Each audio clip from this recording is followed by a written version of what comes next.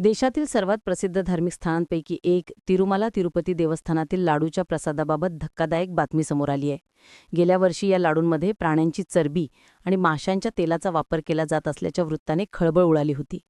आता पुन्हा एकदा तिरुपतीच्या लाडवांसाठी वापरल्या जाणाऱ्या तुपासंदर्भातील मोठा घोटाळा समोर आलाय. सीबीआय तपासानुसार उत्तराखंडच्या एका डेअरीने 5 वर्षांपर्यंत तिरुपती मंदिराला 68 लाखांचं बनावटी भेसळयुक्ती तूप सप्लाय केलं, ज्याची किंमत तब्बल 250 कोटींची असल्याची माहिती समोर आली आहे. सीबीआयच्या विशेष तपास टीमने सांगितले की भोले बाबा ऑर्गॅनिक डेअरी 2019 ते 2024 पर्यंत तूप सप्लाय करीत होते.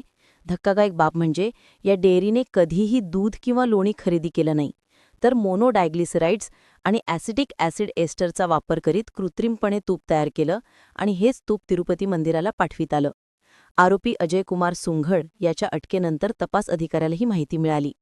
अजय कुमार यानेच हे केमिकल डेअरीला निर्यात केले होते. अमर उजालाने या संदर्भातील वृत्त शेअर केलं आहे. सीबीआयच्या रिपोर्टनुसार उत्तराखंडच्या भगवानपूरमध्ये असलेल्या या डेअरीचे संचालक पोमिल जैन आणि विपिन जैन यांनी भेसळयुक्त देशी तुपासाठी एक युनिट तयार केली होती. त्यांनी दूध खरेदी केल्याचे खोटे रेकॉर्डही तयार केले होते.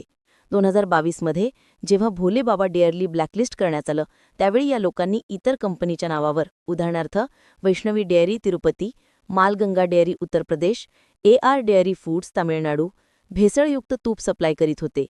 तपासात असंही आढळून आलंय की जुलै 2023 मध्ये TTDने नाकारलेले 4 टँकर तूप, अर्थात प्राण्यांची चरबी असलेले, भोलेबाबा डेअरीने लेबल बदल्यानंतर मंदिरात पुन्हा पाठवले होते.